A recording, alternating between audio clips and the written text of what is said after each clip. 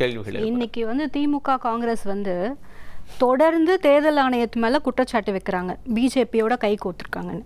இதுக்கு முன்னாடி காங்கிரஸ் ஆட்சி காலத்தில் பல சமயங்கள் கிட்டத்தட்ட 8 முறை எஸ்ஐஆர் நடந்திருக்கு. அப்போது நீங்கள் தேர்தல் ஆணையத்தோட அண்டர்ஸ்டாண்டிங்கில் இருந்தீங்களா? அப்போது நீங்கள் தில்லுமுள்ளு பண்ணீங்களா?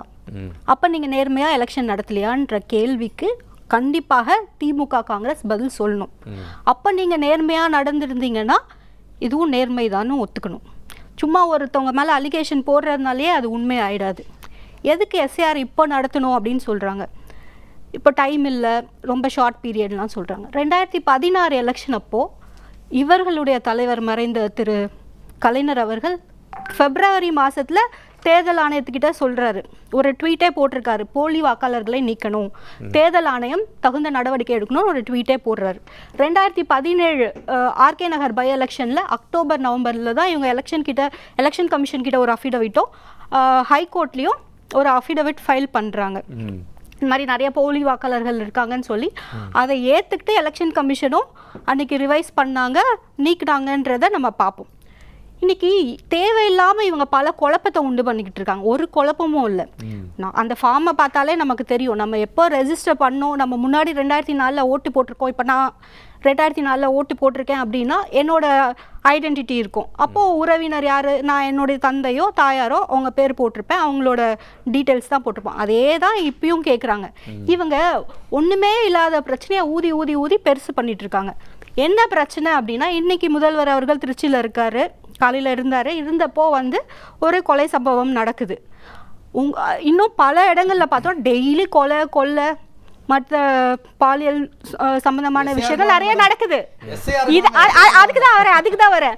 அதை மறைக்கிறதுக்கு தான் இவங்க வந்து இந்த மாதிரியான ஒரு ஆர்ப்பாட்டத்தையும் போராட்டத்தையும் பண்ணி மக்களை குழப்பம் பண்ணிட்டு இருக்காங்க. எல்லா கட்சிகளுக்குமே கூட்டணி கட்சி எல்லாரும் சேர்ந்து வைக்கக்கூடிய ஒரே கோரிக்கை தானே எஸ்ஐஆர் வந்து. ஆமா, திமுக என்ன சொல்லுதோ அதை தான் அவங்க கூட்டணி கட்சிகள் சொல்லுவாங்க. அதுல வந்து எப்படி வேறுபடுவாங்க இவங்களை பொறுத்த வரைக்கும்? இல்ல அதுதான் சொல்றேன். 2024 எலெக்ஷன்ல பல தொகுதிகளில் நிறைய ஓட்டுகள் காணாம போயிருக்கு. அப்போ வந்து எதிர்கட்சிகள் வந்து கேள்வி எழுப்பினாங்க. அன்னைக்கு திமுக வாயே திறக்கல, அமைதியாக தான் இருந்தாங்க. இப்போ அவங்களுக்கு என்ன பயம்னா, இவங்க ஏற்கனவே சேர்த்து வச்சிருக்க போலி வாக்காளர்கள் இவங்க நீக்கின நேர்மையான வாக்காளர்களை சேர்த்துருவாங்கன்னு. இப்போ எக்ஸாம்பிள் டி நகர் எடுத்துக்கிட்டிங்கன்னு வச்சுக்கோங்களேன். அதோடைய முன்னாள் சட்டமன்ற உறுப்பினர் திரு சத்யா அவர்கள் ஒரு அஃபிடவிட் ஃபைல் பண்ணியிருக்காரு. அவர் வந்து 134 ஓட்டில் தான் 37 ஓட்டில் தான் தோத்தேன் அப்படின்னு சொல்லியிருக்காரு. ஆனால் அவருடைய தொகுதிக்கு உட்பட்ட இடத்துல வந்து 13,000 வாக்காளர்கள் நீக்கப்பட்டிருக்காங்க. இவ்வளோ பேசுகிற இவங்க தமிழ்நாட்டுடைய மக்கள் தொகை வளர்ச்சி வந்து 16.2% இப்போ. ஆனா வாக்காளர்கள் பதிவு செஞ்சது வந்து வாக்காளர்கள் பதிவு செஞ்சது வந்து 35.8%. ஸோ மக்கள் தொகைக்கும் வாக்காளர் பதிவு செஞ்சதுக்குமே ஒரு பெரிய டிஃபரன்ஸ் இருக்கு. 19.6 டிஃபரன்ஸ் இருக்கு. ஸோ இதை நம்ம சரி பண்ணணும்ல, வழக்கு போடலாம். இதை சரி பண்ணணும். இதை சரி பண்ணணும். இருங்க, நான் பேசுறேன். உங்க டைம்ல நான் பேசல இல்லையா? உங்க டைம்ல நான் பேசல, என்னோட டைம்ல நான் பேசுறேன். ஸோ அப்போ இந்த டிஃபரன்ஸ் எங்க இருந்து வந்தது, அதை சரி பண்ணணும்ன்றதுக்காக தான் இந்த எஸ்ஆரை கொண்டு வந்திருக்காங்க. இவங்க திரும்ப திரும்ப கட்டவிழ்க்கிற ஒரு கதை என்னன்னா, இஸ்லாமியர்களுடைய ஓட்டு பறிபோகும்னு. இப்ப பீகார்ல எலெக்ஷன் நடந்தது. எத்தனை இஸ்லாமியர்கள் ரோட்டுக்கு வந்து எங்க ஓட்டு காணும்னு சொன்னாங்க. இல்ல அங்க இருக்கக்கூடிய ஆர்ஜேடியா மற்ற கட்சிகளா இருக்கட்டும், எத்தனை கட்சிகள் வந்து இஸ்லாமியர்கள் ஓட்டு இல்லைன்னு சொல்லி போராடி இருக்காங்க. இவங்க திரும்ப திரும்ப திரும்ப ஒரு பொய்ய சொல்றதுனால அது உண்மையாக போறது கிடையாது. நீங்க நல்ல ஆட்சி கொடுத்திருந்தா 4.5 வருஷம் இன்னைக்கு எஸ்ஐஆர் பத்தியோ எதை பத்தியும் நீங்க கவலைப்பட வேண்டிய அவசியமே இல்லை.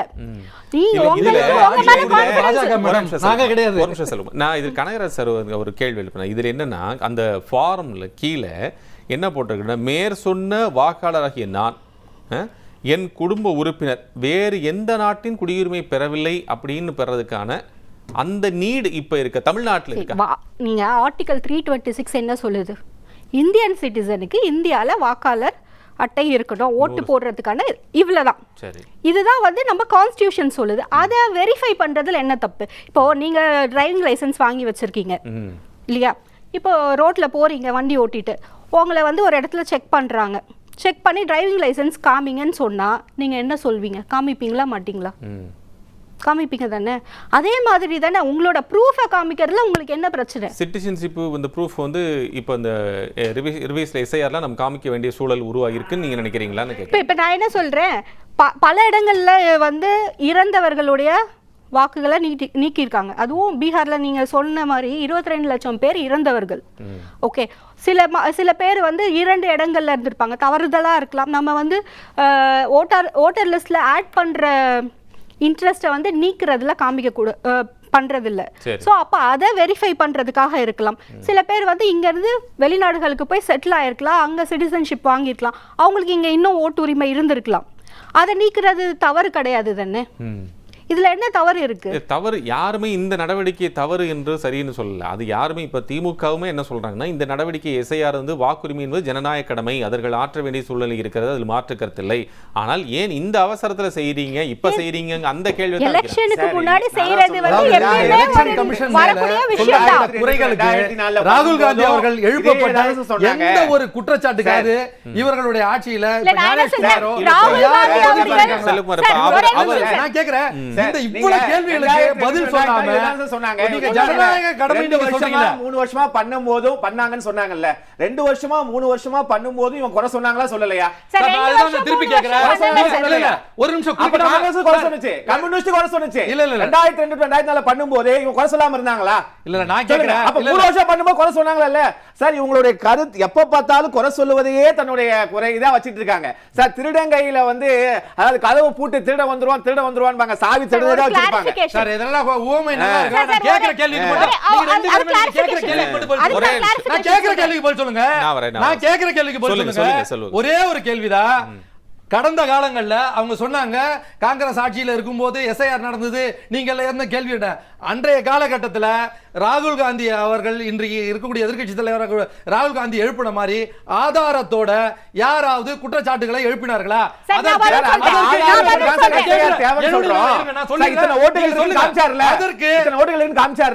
சார் நான் காமிச்சாரா இல்ல ரஷ்ய மாடலோட காமிச்சாரல பிரேசில் ஜனதா பார்ட்டி அப்ப அத பிரேசில் மாடலே சொல்றோம். பிரேசில் மாடல் அதுக்கு தான் சார் எஸ்ஐஆர் தேவைன்னு சொல்றோம். ஓட்டு போட வச்சீங்களே அதற்கு பதில் சொல்லுங்க.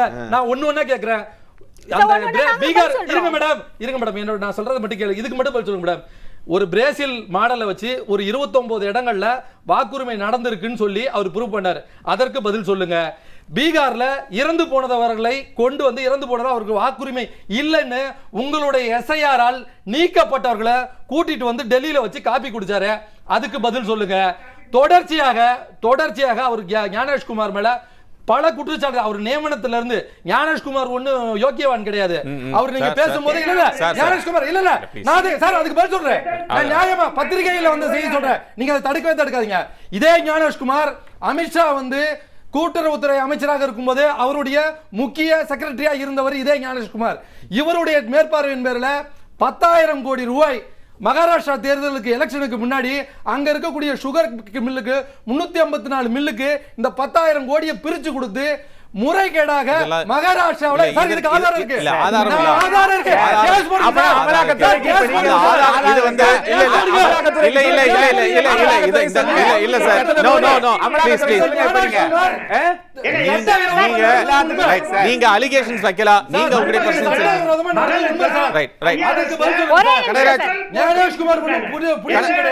கனகராஜ் ஒரு நிமிஷம்.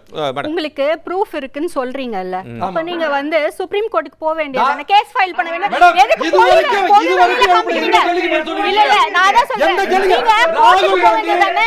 உங்களுக்கு 10 கேள்விகள் எழுப்பினார். இல்ல அது நான் சொல்ல உங்களுடைய எண்ணம் டிஜிட்டல் மாடல்ல கொடுங்க அப்படின்னு ஒன்னு கேக்குறேன். இவங்களோட எண்ணம் பண்றதே தவறு. ஏன் கொடுக்க மாட்டீங்க? நீங்க தான ஜெயிப்பீங்க. டிஜிட்டல் நியூசிலாந்து என்ன சொல்றீங்க? நீங்க தான் டிஜிட்டல் இந்தியா கொடுங்க சார். எத்தனை நாள்ல முடிக்கிறோங்கறோம்.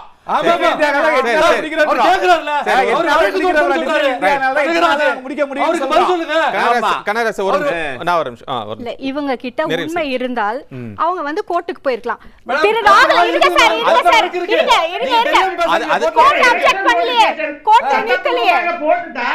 எலெக்ஷன் நோட்டிபிகேஷன் டிக்ளேர் பண்ணிட்டாங்க. யாருமே சேலஞ்ச் பண்ண முடியாது சார் ஒரே அதை நிமிஷம் எப்படி challenge பண்ணுவீங்க? திரு ராகுல் காந்தி அவர்கள் அந்த பிரசன்டேஷன் கொடுக்கும்போது ஒரு வார்த்தை சொல்றாரு, ஒரு ஸ்டேட்மெண்ட் சொல்றாரு, ஜென்சி இத நீங்க நோட் எடுத்துக்கணும் அப்படின்னு சொல்றாரு. மேடம், அப்போ அதெல்லாம் விடுங்க, அவன் கேட்ட கேள்விக்கு பதில் கேட்டதுக்கு பதிலே சொல்ல மாட்டீங்களா? கேள்விக்கு பதில் சொல்லாம ஒரு மாற்றி மாற்றி பேசுறதுதான் பாஜகவோட முறை. ஜென்சி வரத்தான் செய்யும் சார் ரைட் ஒரு ஜென்சி நிச்சயமாக வரும். வந்து பாஜக ஆட்சியை அகற்றும். நீங்க கண்டிப்பா ஜென்சி அகற்றப்படுவார். நீங்க அப்படிதான் அகற்றப்பட போறீங்க. மக்கள் வாக்களிப்பார்கள்.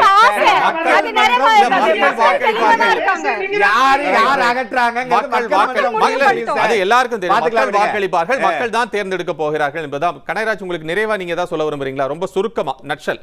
சுருக்கமா ஒரே ஒருங்க, இப்ப நடந்துட்டு இருக்கிறது இந்திய தேர்தல் ஆணையம் எஸ்ஐஆரை பொறுத்தவரையிலும் ஒரு திருடன் எப்படி எண்ணெயை போட்டுக்கொண்டு தன் உடம்பின் மேல் முழுவதுமாக எண்ணெய் போட்டுக்கொண்டு திருட வருவானோ அது போலதான் இந்த எஸ்ஐஆர். இன்னைக்கு யாராவது நம்ம கையும் களவுமா புடிச்சிட்டோம்னா முடியாது, தப்பிச்சுட்டு ஓடிடுவான். அதுக்குதான் இந்த எஸ்ஐஆர். ஆகவே நான் என்ன சொல்ல வரேன்னா, கதவை பூட்டி திருட வரான்னு சொல்லுவீங்க, கடைசி தாவி திருடே இருக்கும். நோட்டிபிகேஷன் கொடுத்த பிறகு ஏங்க இறந்தவர்களுக்கு அந்த இறந்தவர்களுடைய படிவத்தை வைத்து நீங்க உடனே சரி செய்து கொள்ளலாம், இறந்துட்டாங்கன்னு சொல்லிடலாம். அதை விட்டுட்டு அவங்க கிட்ட போய் உயிரோட இருக்கிறவங்க கிட்ட நீங்க 2 ஓட்டு போட்டீங்களா, ஏற்கனவே ஓட்டு போட்டு வேற எங்கேயாவது இருக்கா, ஊருக்கு போயிட்டீங்களா, அப்பா அம்மா எல்லாம் இருப்பாங்க. இந்த டிக்ளரேஷனை யாராவது எங்க அம்மா கிட்டயோ படிக்காத எங்க அம்மா கிட்டயோ அக்கா கிட்டயோ கொடுத்து கிராமங்கள்ல நெட் டவுன்லோட் ஆகாம இத ஃபில்அப் பண்ணி நான் கொடுக்க முடியுமா? எந்த காலத்தை பத்தி எங்க சார் டவுன்லோட் ஆகாம எங்க சார் இருக்கு சார்? அப்படிதான் உங்க அரசு இருக்கா? ஏன் சார் அப்படிதான் உங்க ஆட்சி இருக்கா தமிழகத்துல? அப்படிதான் உங்க ஆட்சி நடத்திட்டு இருக்கீங்களா? சரி சரி தமிழ்நாட்டுல டவுன்லோட் பண்ண முடியல, டவுன்லோட் பண்ண ஒவ்வொரு கனெக்ஷன் இல்லன்றீங்களே, நெட் கனெக்ஷன் இல்லன்றீங்களே சார், இந்த ப்ரொவிஷனல் இல்லன்றீங்களே. கனகராஜ் சார் நிறைவு செஞ்சீங்க. ரைட் திரு செல்வகுமார், என்னுடைய இறுதி கருத்து இந்திய தேர்தல் ஆணையம் உடனடியாக எஸ்ஐஆரை ரத்து செய்ய வேண்டும். ஓகே சார், ஓகே திரு. இல்லாவிட்டால் எஸ்ஐஆரை நாங்கள் சரி செய்த பிறகுதான் தேர்தல் நடத்துவோம் என்றால் தேர்தலை ஒத்திவைக்க வேண்டும். இதுதான் என்னுடைய கான்செப்ட். Okay sir, okay.